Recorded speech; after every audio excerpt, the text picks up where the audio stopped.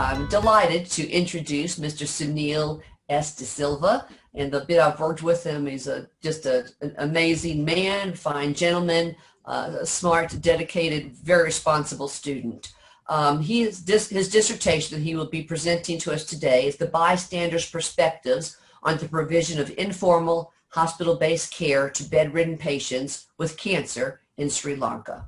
So at this time, Sunil, the screen is yours. Okay, thank you, Dr. Bob, and all the committees and all the participants. So I'm going to share the screen. Okay, good morning to all of you. I'm Sunil De Silva, PhD candidate, and this is my final defense presentation. The title of the study, The Bystander's Perspective on the provision of informal hospital-based care to bedridden patients with cancer in Sri Lanka. So as you all know, there's severe shortage of nurses all over the world. When it comes to the Sri Lankan context, so you can see 200 nurses per 100,000 population. So this lack of enough nurses and supportive staff in the existing public hospital setting in Sri Lanka leads to task-oriented in nursing. Nurses just do the task, medication, dressings, injection, etc. And also due to this shortage, no individualized care happening, and also need for an informal caregiver who is known as bystander. And also the type of bystander and the provision of the care by the bystander needs to be studied in Sri Lankan context, because limited studies focused on family informal caregivers, as well as limited research on especially hospital-based bystanders.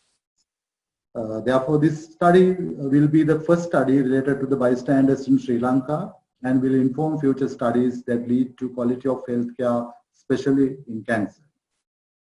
Informal caregivers exist throughout the world, but most are focused on home care, especially family members and close friends are involved.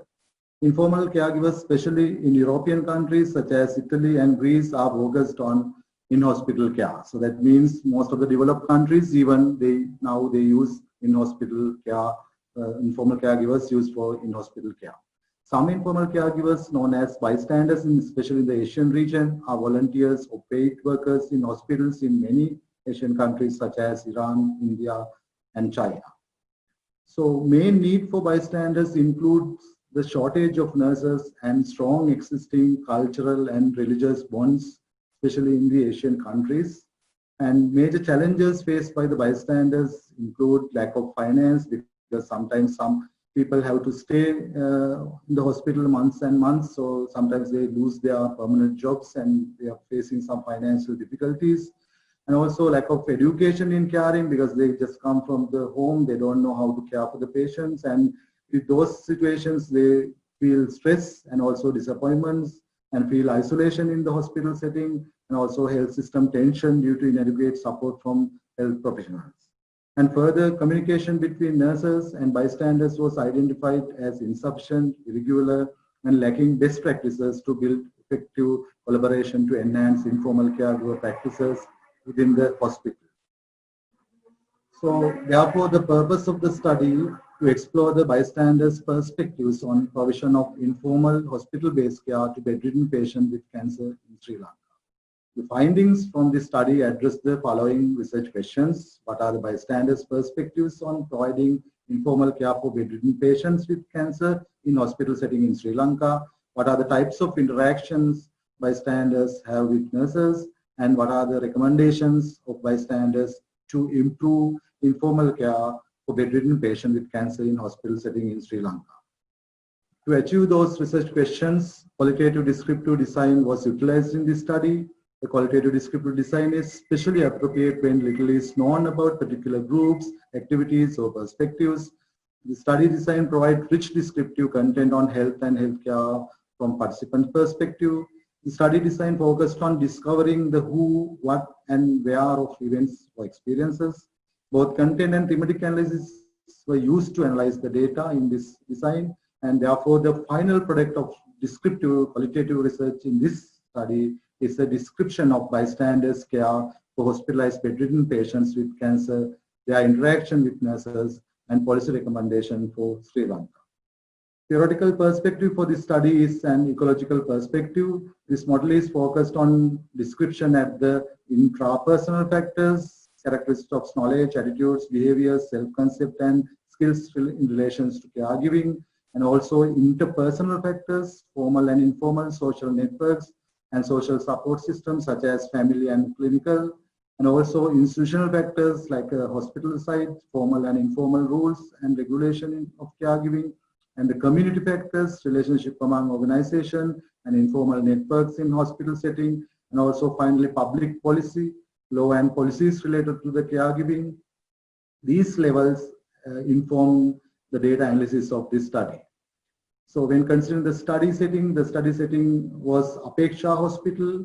In English, its name is Hope Hospital in Maharagama, a suburb of the capital city of Colombo in Sri Lanka, and only specialized hospital for cancer treatment in Sri Lanka. There are cancer units in the general hospitals of Sri Lanka, but this is specialized for cancer treatment, and it has around 950 beds. So bystanders are at the bedside of most of the patients, especially the patients are bedridden and need assistance. So if you look at the recruitment process, initially we plan to occur in the cancer hospital at Maharagama with purposive sampling with 20 bystanders and permission received from the director. And also data collection was planned to do face-to-face semi-structured in-depth interviews in calm and quiet place at the cancer hospital. And accordingly, the documents were prepared to get the IRB approval. But unfortunately, due to the COVID-19 pandemic situation, the recruitment process had to be changed. Purposive sample changed to snowball sample, and permission received from the director of the hospital for this change. And data collection, actually face-to-face semi-structured in-depth interviews changed to telephone interviews. Pre-negotiated date and time was established with patients. UNM IRB approval received according to these changes. And then snowballing under the snowball sampling, bystanders who were at the bedside of the cancer patients were recruited. The sample size was limited to 17. Initially, we planned to get 20, but the data was saturated on around 17. So then the sample size limited to 17 due to the data saturation.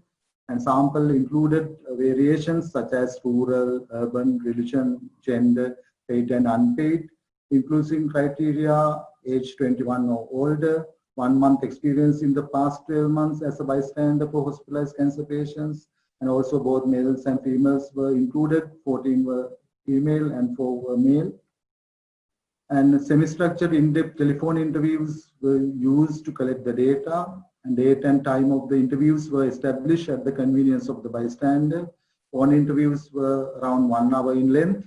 Interviews were conducted using pre-formulated set of open-ended interview questions, which is developed by using the literature as well as the advice from the chair of the committee. And all interviews were audio taped using password protected digital recorder. All interviews were transcribed verbatim after every interview and translated into English. Data analysis began during the data collection process. Both content and thematic analysis were used to analyze the data. Content analysis identify the types of care bystanders provide and the types of communication interaction they have with nurses. Thematic analysis identify the themes in bystanders' perspective on care provision, interaction, quality of communication with nurses, and policy recommendations. NVivo software used for manage the data, and content analysis was used to explore the types of care bystanders provide and types of communication interaction they had with nurses through open coding and creating categories, grouping codes under higher order headings, and by formulating general description of the research topic through generating categories and subcategories. Thematic analysis was used to explore bystanders' perspective on care provision and interaction, quality of communication with nurses through coding and collating codes into potential themes and generating all data relevant to each potential theme. So rigor of the study was assessed using Lincoln and Guba criteria: credibility, transferability, dependability, and confirmability. Under the credibility, trust was established through faithful description and interpretation of participants' experience. Member checks of data occurred and confirmed the credibility of the data with committee members. Transferability evaluated in relation to applicability to other similar contexts of parallel cancer care setting in which bystanders are available, especially in other hospitals.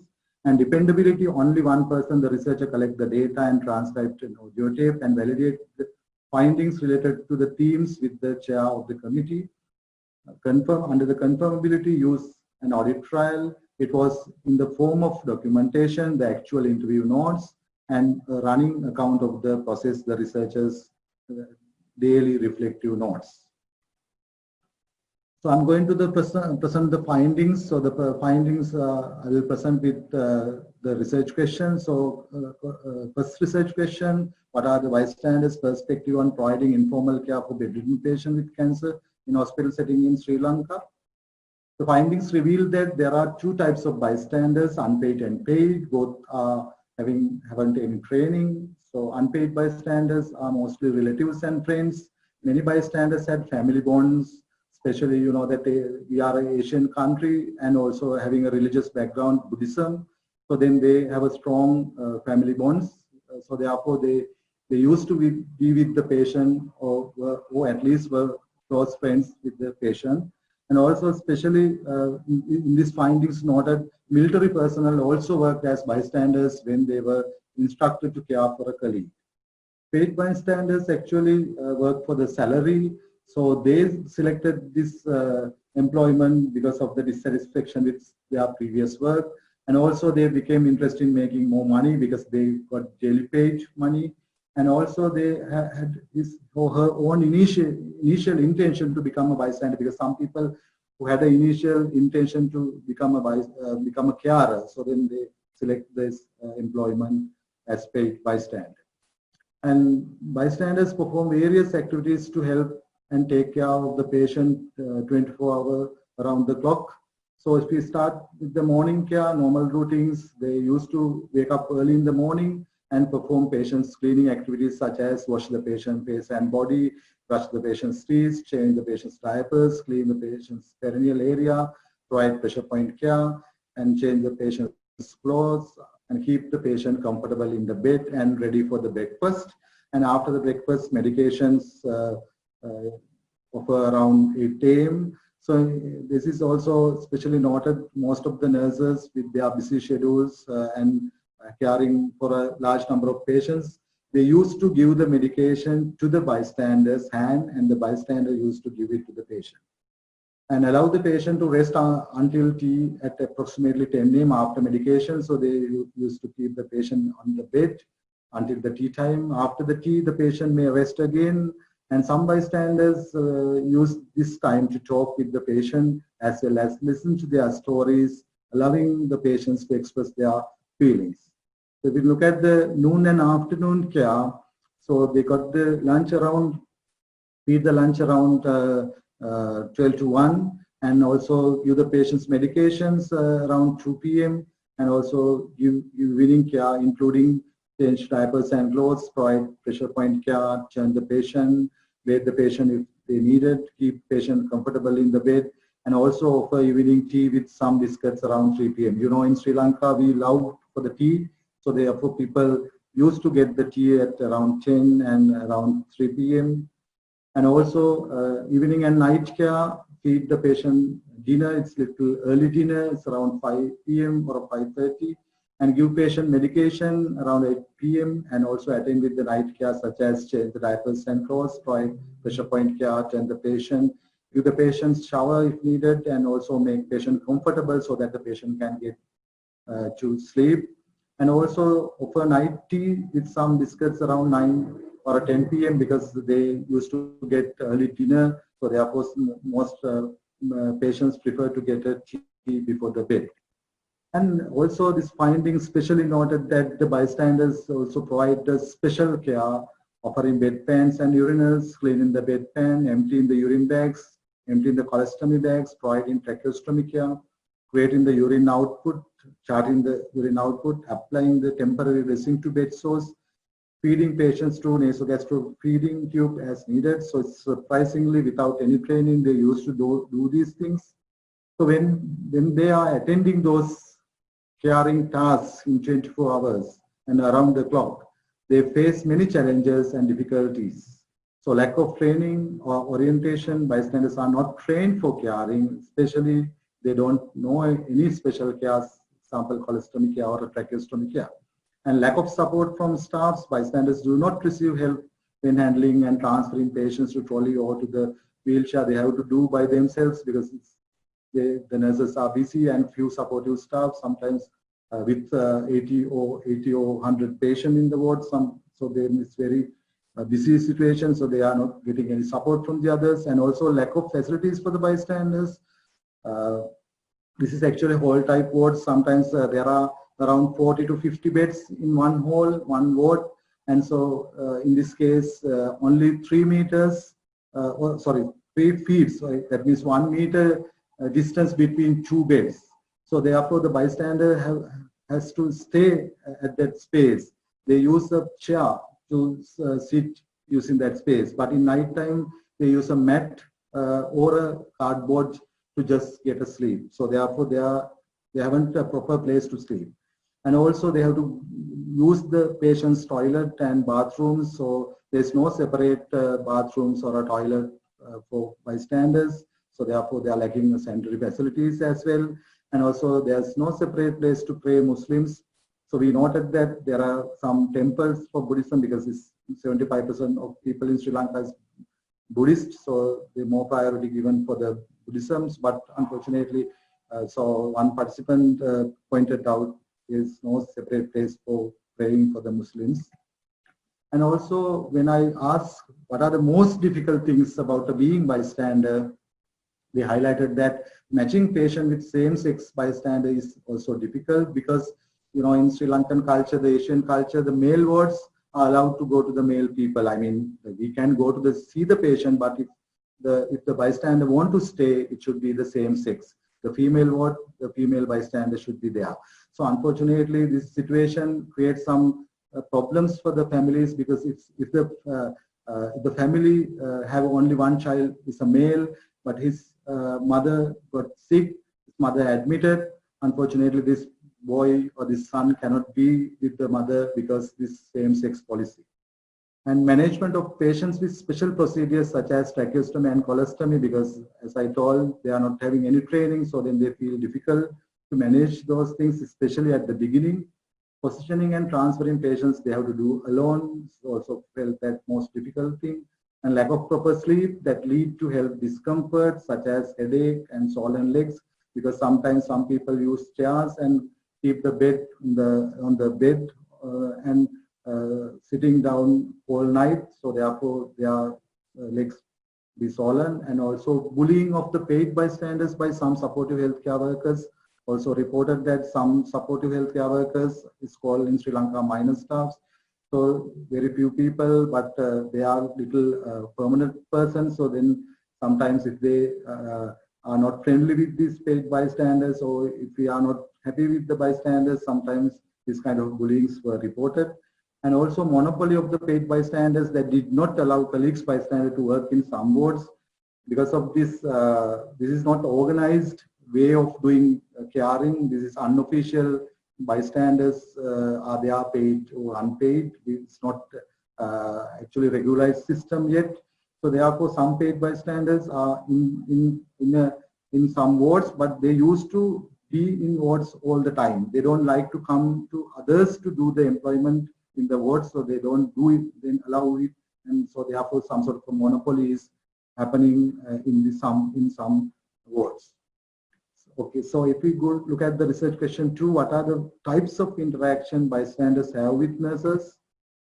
Bystanders' interaction with nurses feel difficult. Bystanders are reluctant to interact with nurses because the nurses are too busy to interact with the bystanders, and bystanders find it difficult to talk with the nurses, and also the bystanders feel they get unnecessary blame by nurses.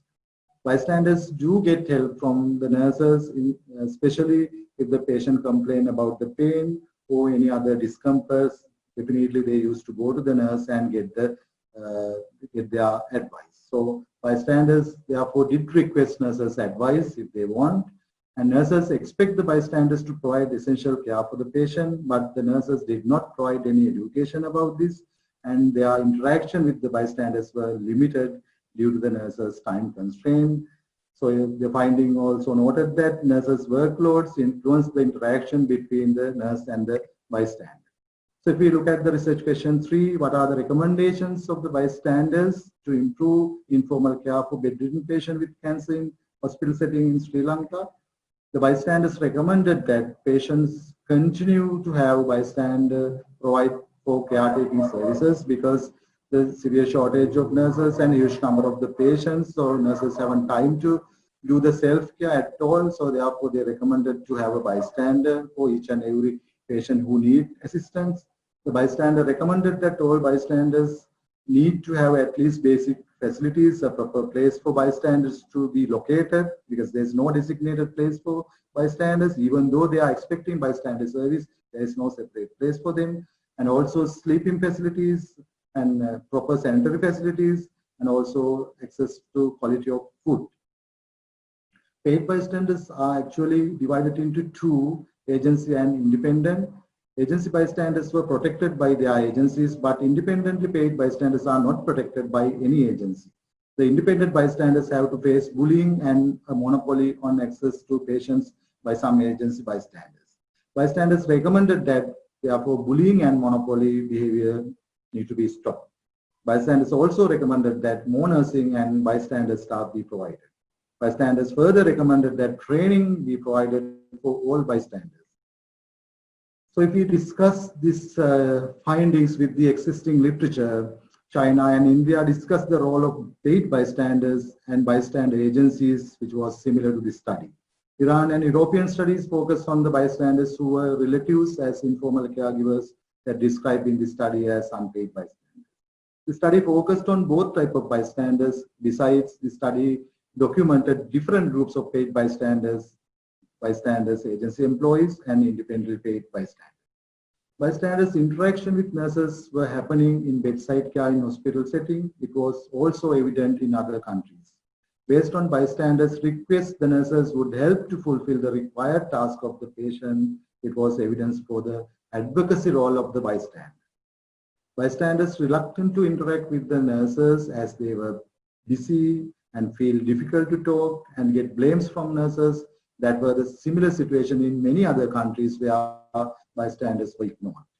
Overall, the evidence and the study finding highlighted that interaction and communication between nurses and bystanders were identified as insufficient, irregular, conflict, and no best practices to build effective interaction between nurses and bystanders to enhance informal caregiver practices within the hospital. Evidence and the study finding recommended to accept bystander and bystander service with careful observation and under supervision of the nurses because they haven't any training and they come from different parts and different parts of the country, so the supervision also needed, and to have basic facilities to uplift the health of bystanders, which was recommended many Asian studies. Need strategies to overcome economic and social impacts on different types of bystanders that agreed by Seattle. Recommended to have bystander education. These recommendations are not only important to Sri Lankan context, but also valid for many countries where the service of bystander is needed. Hence, the respective policymakers should consider taking the necessary action to implement these recommendations. So when we look at the implications, clinical implication, we need bystanders for quality of care for hospitalized bedridden patients. Existence of bystanders require the attention of hospital administrators and health authorities. Nurses are required to help supervise and educate the bystanders. Need to enhance hospital nursing workforce and care gradually for slowly swapping the bystanders with hospital nursing personnel in future. Actually, why we need bystanders? Because of the shortage of nurses. If we can develop the nursing workforce in future, then we can gradually swapping the bystanders from the hospital setting.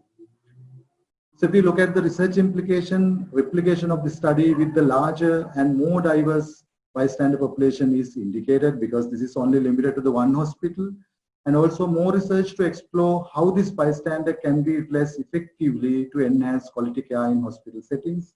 More research are needed regarding paid bystanders because the literature reported minimal studies related to paid bystanders. There were many studies in informal caregivers in developed and developing countries, but they are not much studied about the paid bystanders. Research is needed to examine the perception of nurses and the bystanders to develop informal care services in specialized clinical areas. And when we look at the policy implications, Sri Lankan public hospital system requires a bystander for every hospitalized patient who need assistance. Policy is required to establish the link service between the nurses and the patient, such as trained and accepted bystander service. Policies need to provide the facilities bystander care. The policymakers need to be considered that in the future, the bystander service will be gradually replaced by the nursing workforce for the betterment of quality of care. So there are some limitation of the study, or the results of this study cannot be generalized to all hospitals in Sri Lanka because it's a qualitative study, and also data was only gathered from the cancer hospital. The study was focused only on the bystander's perspective and description. It did not include collected data from the patients or healthcare workers, especially from nurses. Due to the lack of research culture in Sri Lanka, some participants were reluctant to explore important matters related to their practice. So finally, the conclusions of the study. The study demonstrated the essential role of the bystanders play in patient care and also advocacy. Bystanders need to be actively involved in future efforts to improve care for patients with cancer in Sri Lanka. National governments and hospital directors can utilize study finding to establish a formal bystander service while also attending to the shortage of nurses in Sri Lanka and developing new roles in healthcare such as nurses' aides. The government level policies need to be prepared with the acceptance of bystander service. Future research can be expand the focus to include other patient population across the country and even other countries. Because I can see when review the literature, this is not a problem for Sri Lanka, but it's also in other countries. So it will help to answer the dearth of patient care due to the shortage of nurses, resulting in the quality of patient care. Thank you. Thank you very much.